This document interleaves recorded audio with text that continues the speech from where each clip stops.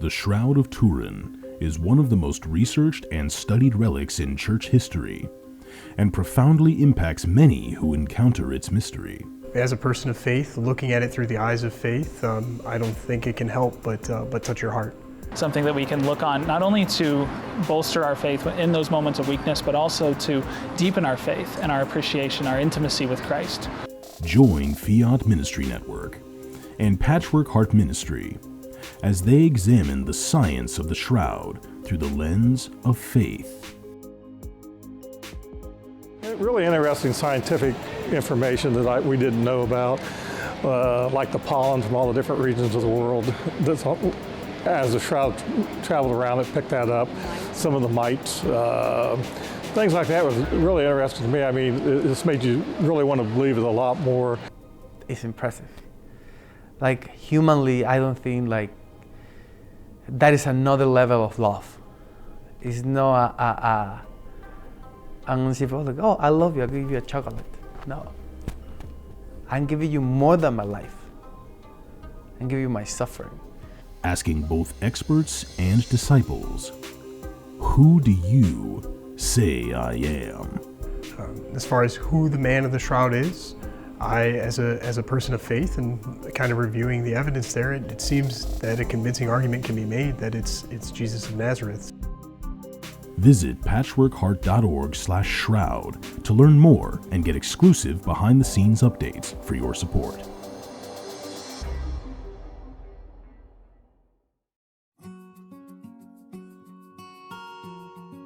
The St. Raymond Nonnatus Foundation, in partnership with Patchwork Heart Ministry and Fiat Ministry Network, presents a podcast for families in crisis. Hello, and welcome to a podcast from the St. Raymond Nonnatus Foundation for Freedom, Family, and Faith. Back again, and DeSantis Executive Director, joined by our board president, Mickey Kelly. Mickey, thanks for joining us again. Thanks, Ann. It looks like we're halfway through this series here, so yeah. I can't believe it. I mean, time has flown by. I mean, for those who are listening, episode 1 was on St. Raymond Nonnatus. Episode 2 was St. Peter Nolasco. Episode 3 was St. John Paul the Great. Episode 4 was St. Rita of Cascia. And here we are, our 10 saint series for families in crisis. And episode 5 is Mother Teresa, otherwise known as St. Teresa of Calcutta. So this is a wonderful episode, one of my favorite saints. And we're really going to unpack Mother Teresa, her life, her mission, and what did she have to say for families in crisis, for you who are listening, our listeners, the people that we care so much about and that we're making outreach to. So why don't we just start out with you, Mickey? What do you like most about St. Teresa of Calcutta? Well, the one thing I really enjoy about St. Teresa of Calcutta is that she was fearless. And I say that because one of the things that jump out at me when someone, I engage in a conversation with someone when we talk about Mother St. Teresa of Calcutta is that there was a prayer breakfast that happened in 1994, and she used that platform to speak out against speak out against abortion, speak out against abortion. And in the presence was, the president, the first lady at the time of the United States, which was the Clintons. And, honestly, like I felt like the whole room fell silent when she said that the greatest destroyer of love is abortion, because abortion doesn't teach love. It deprives women. And, she was, I honestly think she was a consistent life warrior when it came to the sanctity of life, that's been laid out by the Catholic Church. She did not just help those at Calcutta, help those, feed them and what have you. But she also spoke out for those in the most vulnerable stage of human development, that is in the womb.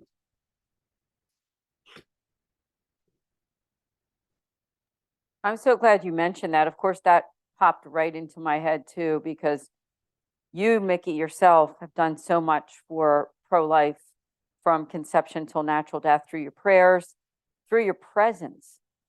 And not everyone is involved in ministry that to pray right at a facility, but that's something that you've been doing for so many years. And I'm just very grateful to you. And, you know, I've even been involved in that in the past, and I'm so honored to have done that. So thank you for bringing that up, because she certainly was a model for that. Now we're focusing on what she said to families. What has she said about making outreach to something like families in crisis, which are the people who are listening to this podcast, right? And she has had so many quotes. I mean, one of the big quotes that comes to mind is that if you want to change the world, go home and love your family. Let's just talk about that for a while. I mean, that's a major statement, isn't it? Because in our world today, families are being torn apart. In fact, Mickey and I just finished a podcast. We just taped a podcast for our other series. We're doing another series, 10 Tips for Healing for Adult Children of Divorce. And the foundation has done so much work to help people affected by divorce and separation. But Mother Teresa is speaking volumes by saying that if you want to change the world, go home and love your family. So what she's saying is people want to do great things in the world, don't they? They want to make a mark. They want to help others. But the first place to do that really is in your family, and taking care of people who are right underneath your own roof. And so, Mickey, let's talk about that a little bit, because wouldn't you agree that that was a profound statement by her?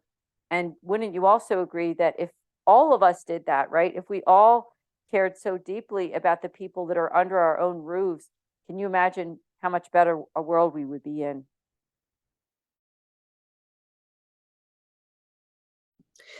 Oh yes, and I agree with you. I mean, looking at like Saint Teresa of Calcutta, like she was willing, to help families, especially in crisis, especially those that were marginalized from the poverty in Calcutta, and even like her encounters. And you just mentioned a moment ago, like one of her profound quotes, because she did not just preach about love; she put that into action with every person she encountered.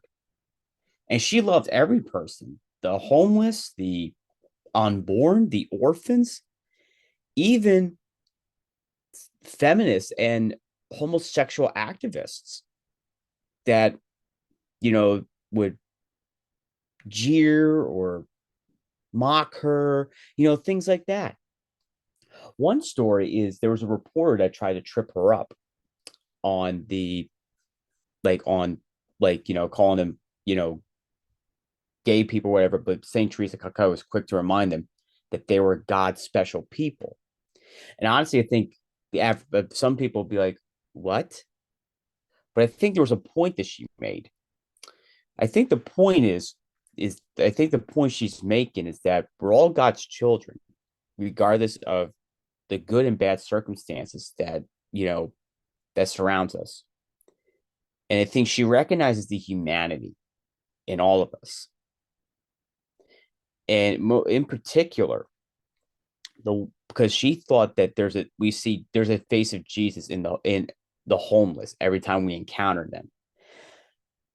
I have friends that do these what's called Jesus runs. It's like in collaboration with the Catholic centers and the seminary, usually like twice a month on a Friday evening. They would go around the city, giving them like food, and oftentimes too, especially now especially with the cold days of winter approaching, they would give some clothing, help them to get by. But family is important, as if in St. Teresa of Calcutta even put emphasis on it. I think the important places to teach love is to start at the home. Amen. It's so important, and I think it's as simple as it sounds. It's a very, very good reminder for our audience, for you who are listening, families who have gone through some kind of bad circumstance, whether that be divorce, separation, job loss, sickness, loss of a loved one, relationship issues. I mean, the list goes on, something to do with pro-life. I mean, that's why we exist. We exist for people like you. It was a decision of the Mercedarian religious order when they came together to say, what can we do? And they came up with this idea of the St. Raymond Nonnatus Foundation to make pastoral outreach to all those issues and more than what I just said. I mean, I just named a few. I named the ones that we hear the most when people reach out to us. And so one of the other things that Mother Teresa said is to never worry about numbers, help one person at a time, and always start with the person nearest you. I think that's also great advice for you all who are listening, that Mother Teresa, St. Teresa of Calcutta, is saying that when we think about how we can help other people, maybe you're worried about your son or your daughter. Maybe it's your parents. Maybe it's your husband or your wife or your ex-husband or ex-wife. Maybe it's somebody else in your life. But she's saying that just start with the person that's closest to you. And Mickey and I, it's funny, we did just, as I said, we just finished podcast taping for 10 tips for healing for adult children of divorce. And one of the suggestions that we had during that taping session was really to try to be a good listener and to be there for people who need us. And that when we give of ourselves, it's a way that we can be healed, right? When we give of ourselves, if we're in crisis, just say, I'm in crisis. I'm searching for help. I'm searching for understanding. But sometimes when I can come out of myself a little bit and be able to give to somebody else that might be also hurting, it's a way that not only is that person able to find healing, but believe it or not, so am I. And so Mother Teresa is giving this suggestion to look around at the people who are near you. I think, and Mickey, maybe we can unpack this a little bit. When people ask us this question, like, what do you do? And I say, well, we make outreach to families who are going through adversities and crisis. In my opinion, that's pretty much everybody. Every family has something, whether it could be something with your husband or your wife or your child or somebody that you care deeply about. It might even be somebody at church that you see at daily mass or at mass, and everybody's praying for this one family or this one person. So keep your eyes open, right? I mean, let's talk about that, Mickey, but would you agree? I mean, my experience in being the executive director and communicating with these people is that crisis comes in many different shapes and forms. What do you think? Well, a moment ago, Anne, I did mention that, St. Teresa of Calcutta reminds people that every person you encounter, you see crisis, particularly with the homeless. And I think also you mentioned that there's another quote that she reminds us to focus on the one. I mean, like, there's no way you're going to feed 1 million people, but you focus on the one. Likewise, if you want to paraphrase it, the pro-life thing, you're not going to save 1 million people. If you save one, that's a victory in my book. And I surprisingly, a Protestant pastor that I know, he speaks quite a bit about St. Teresa of Calcutta. We have to cue the intense music here. But anyway, there's so much we can talk about, St. Teresa of Calcutta. But one thing that she claims when people ask her who she is, basically she is just a pencil in God's hand that is writing, her story. And she was ahead of her time, especially in the 20th century.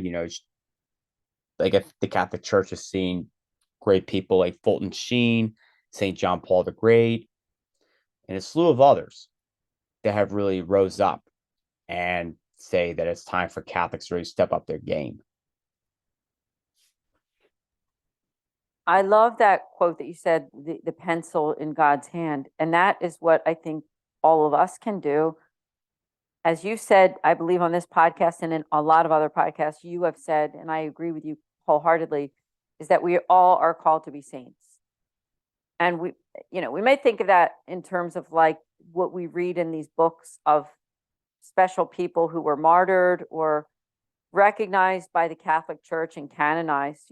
There's so many saints in heaven that we don't even know who they are, right? but they are there, because if you're in heaven, you are a saint too. The Catholic Church recognizes those special people that we know for sure are in heaven. And it's been demonstrated and proved through all of the special ways that we have a person go through to become venerable and a servant of God, and all through the ranks, all the way up until when they're finally blessed and then saint. And I remember when Saint Teresa of Calcutta was blessed for a while, right? And I'm sure you do too, Mickey. I want to go back to a couple more quotes, but one quote that she said, and maybe we can unpack this a little bit too, is that loneliness and the feeling of being unwanted is the most terrible poverty. And I can tell you that working with this foundation is how many people reach out to us who have gone through some kind of crisis, whether it be a divorce or separation, or even, like we just had the podcast for adult children of divorce. The loneliness that somebody can feel when their parents have split up, whether it was in childhood or even when they're older, that loneliness. I think that's worthy of us talking about that a little bit, because Mother Teresa definitely made it a point to recognize that loneliness that we all have and that people can feel. Let's talk about it, because I'm sure that somebody's listening right now who is feeling that sense of loneliness, and that can be a crisis too, because it can lead to depression. What do you think about that one, Mickey?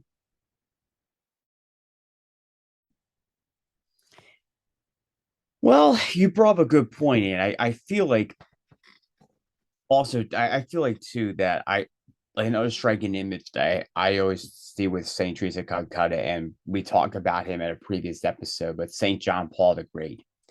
And one thing that I see is that there's like a video of the two of them, in each other's presence, and like I there's no question they were saintly best friends.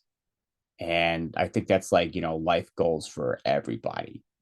You want the friendship of people who want to lead you to heaven. And, St. John Paul II, I mean, even though like they probably had that one encounter or what have you, but I felt like there was a strong bond between the two.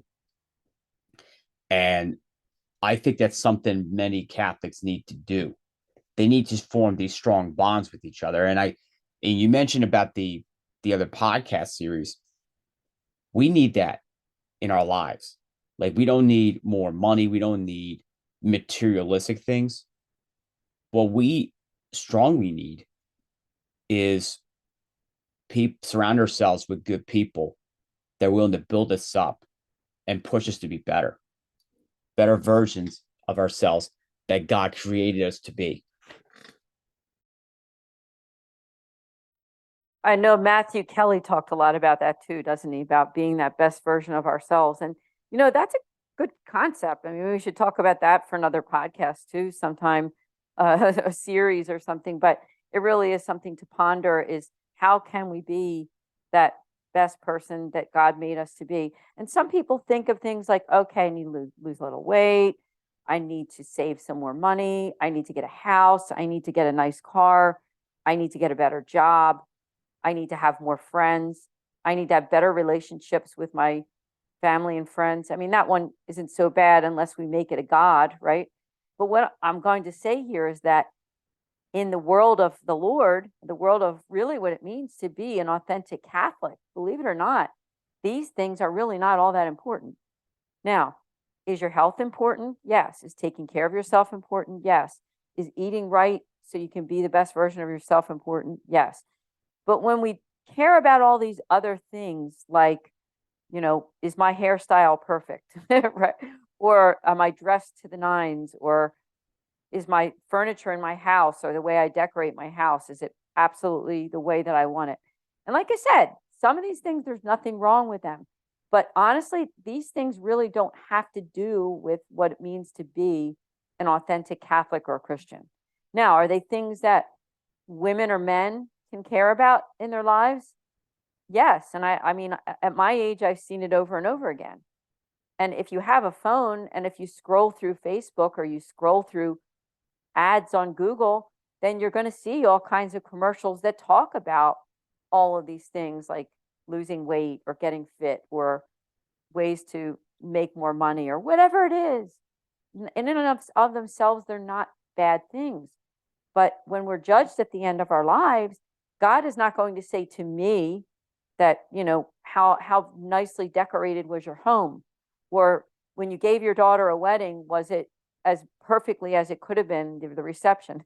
I'm kidding on that one. I mean, my daughter just got married last month.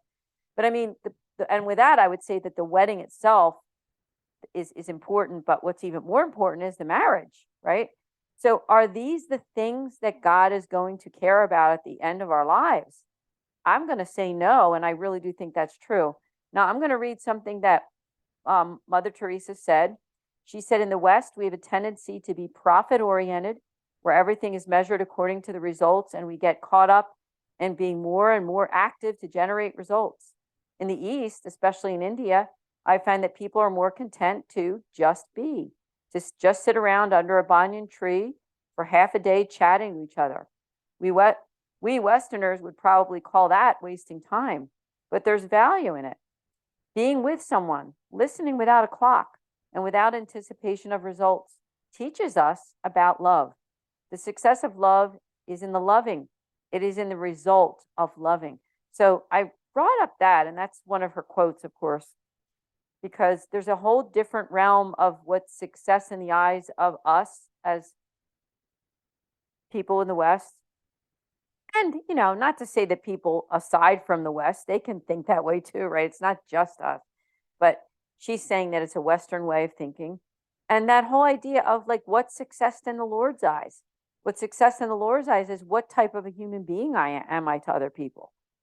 How do I listen? How do I make outreach to the marginalized? Because guess what? Jesus spent his whole life doing that. He spent his whole life reaching out to the poor, the sick, the outcast, those who needed help, those who needed prayers, those who were desperate, those who were lonely. And that's what St. Teresa of Calcutta did.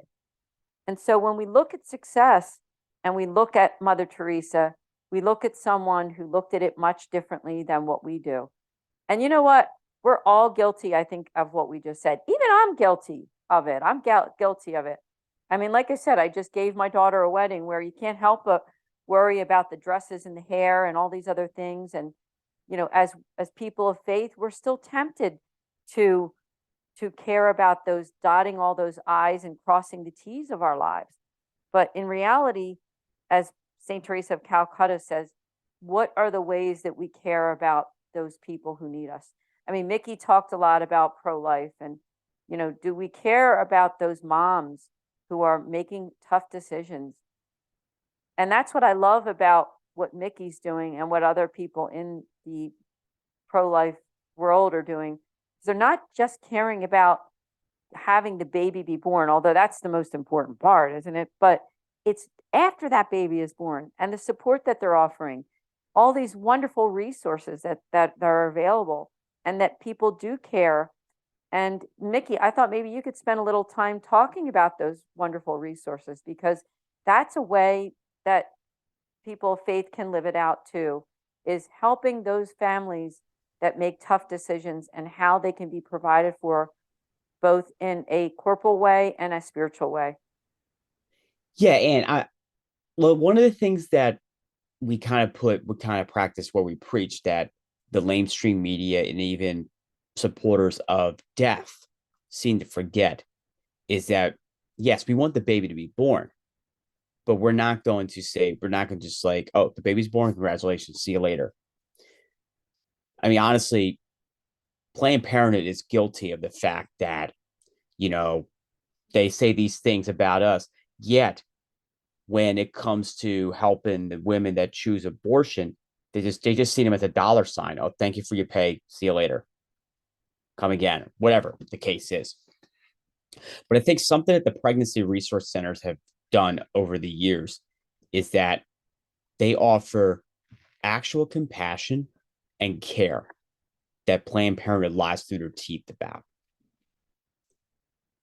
And even St. Teresa of Calcutta, she even said, if you can't care for that children, give that child to me. She had a point. The pregnancy resource centers have walk the walk, talk the talk, and are living out the final judgment that is laid out in the Gospel of Matthew, where what you have done to the least of my brethren, you have done it to me. About, welcoming the stranger, about the work, basically the works of mercy that are the corporal works of mercy basically laid out in that passage from Matthew. And I think if the pro-lifers need to step up their game, is that they need to do this more often. And I think it's something that, Planned Parenthood supporters, even pro-choicers need to understand. If you are for choice, I mean, it's not choice when it comes to abortion. It's death.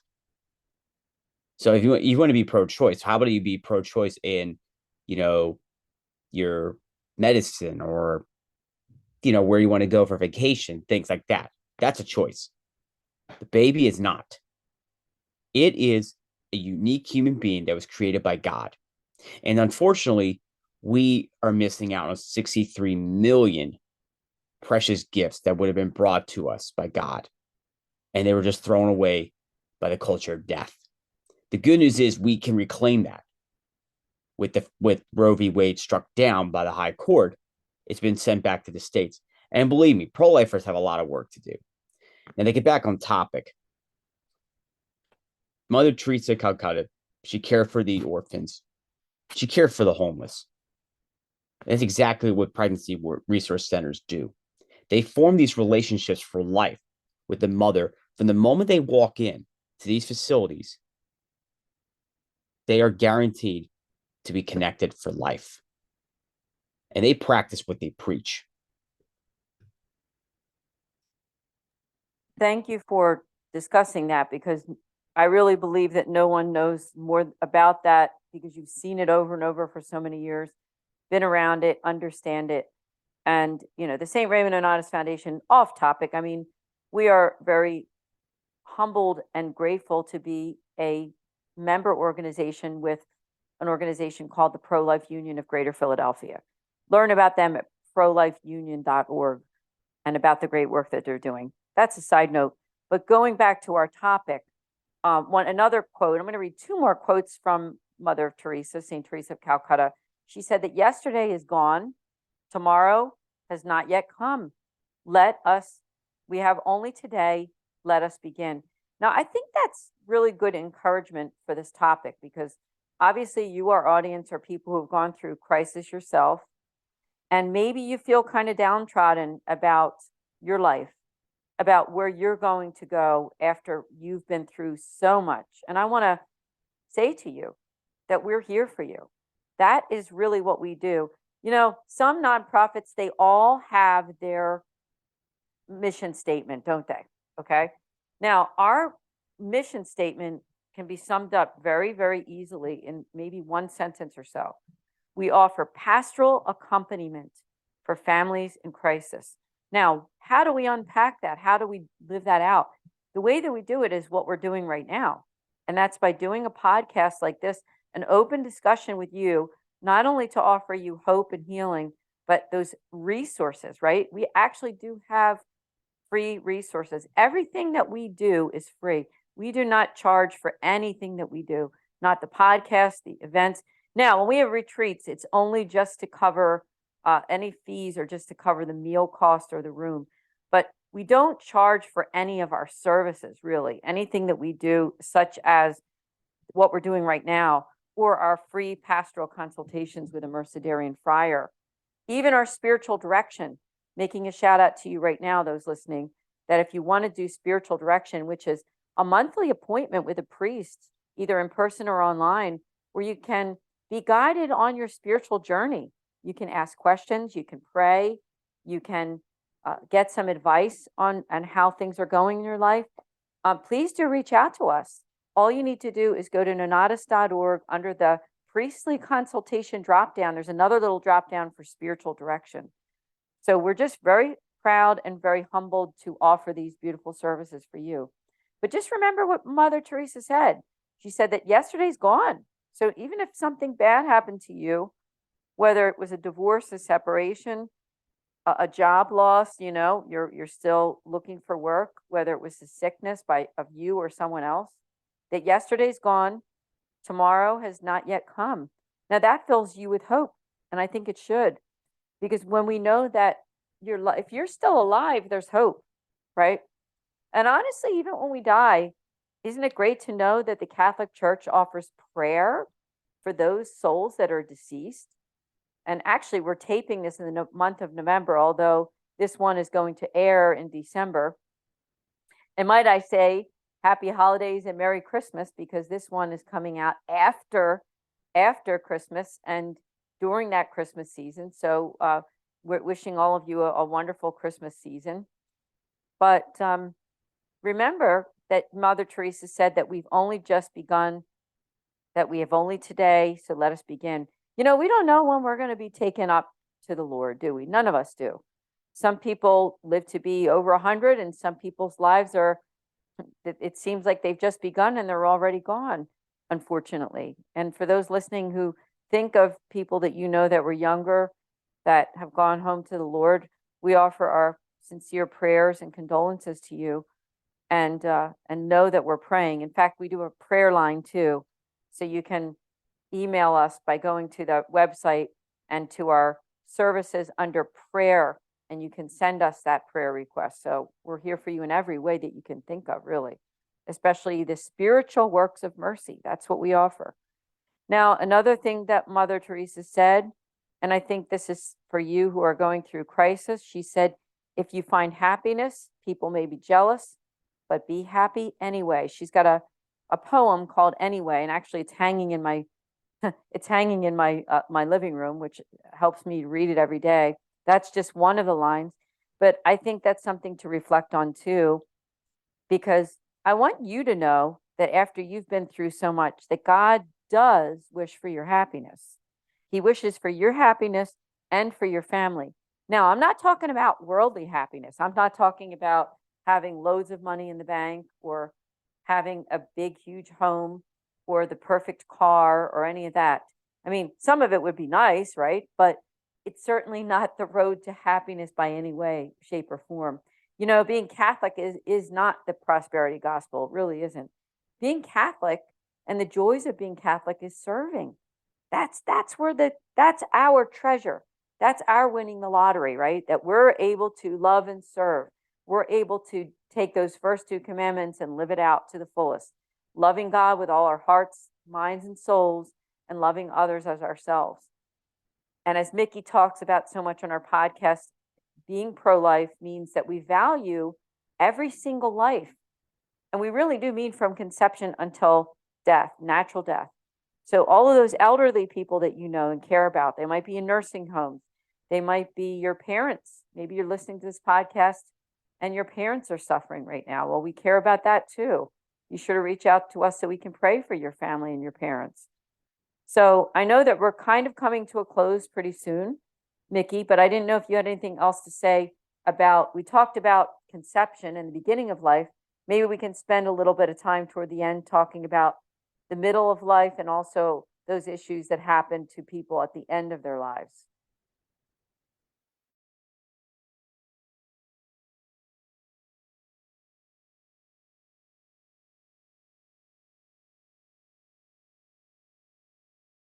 Okay, I think we're having a little technical difficulty there, so I'm back again. But that's. Oh, I'm right here. Okay, he's here. There he is. Okay, so Okay. I guess you heard that last question was just I did, yes. about Anyway. the elderly, yes, and people Anyway. in the middle. Okay. Well, life is precious. Life is a gift. It must be protected. It must be saved, cherished, but most importantly, it's worth living. And I say that because everyone offers you wisdom. Everyone gives you a reason to be here on this earth, because God is the author of life. And no one decides who lives or dies but him. So defend life, protect them, and love each person you encounter.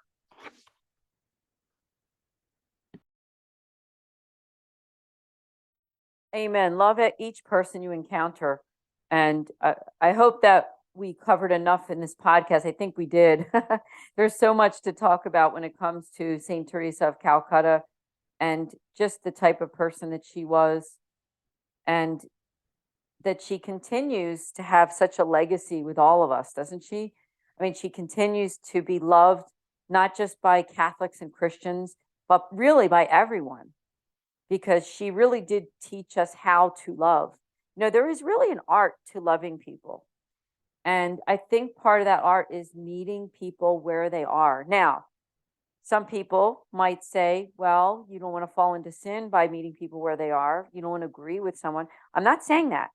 What I'm saying is meeting people where they are, because remember that we're all wounded in some way, okay? And some people didn't have or don't have sort of the education, even the catechesis that we do. And maybe they don't understand a lot of things about the church and about what it means to be Catholic or Christian, or even what it means to be a person of good faith or goodwill, right? They don't know that. So sometimes we have to assume they don't know. And so I think Mother Teresa was all about that. She was all about understanding that we're all on this journey. You know, sin affects all of us. It doesn't just affect some of us. Even some of the best Catholics and Christians we know, on a daily basis, we are all sinning. We might not be sinning in the same way, but we are all sinning. And we do need to recognize that we're all on this mission together to love, to serve, to educate, and to do it with grace, right? As soon as we start to accuse and to and not open those doors of communication, we always need to keep those doors of communication open all the time. Now, I'm saying that to you people, the people who are listening, who are families in crisis, individuals in crisis. Whatever your crisis is, remember that God is not finished with you yet. And I know that's not a religious quote, but it is a good one. So I want to thank all of you for joining us for this podcast. Now, I would like to tell you the topic of our next podcast, the saint that we are going to be discussing for the next one. And that one is going to be, which I think Mickey will be very happy about, episode 6 is Blessed John McGivney. Now, we're not going to talk a lot about it right now, but maybe before we end, Mickey, just tell us a tiny bit about him before we end this podcast. Just a quick correction. It is actually Father Michael J. McGivney, the founder of the Knights of Columbus. Thank you, Michael J. McGivney. Thank you. Why did I have John? That was incorrect. But thank you for that. So Michael J. McGivney, is there anything that you want to share with him before we end? Well, Father Michael J. McGivney founded the Knights of Columbus in 1882, and there's no question in my mind he was in the breach when Catholic families were marginalized during the long immigration period from the 1840s to the post-Civil War period that led us to the world wars in the 20th century. And what you're going to hear is that he really helped, he started an organization called the Knights of Columbus, which I'm a member of, and it grew to about 2 million members. But it started out helping Catholic families who had a breadwinner that was missing. And there's no question he would be an excellent person to discuss in our upcoming episode. So please stay tuned. Yes, please stay tuned. I'm very excited for that.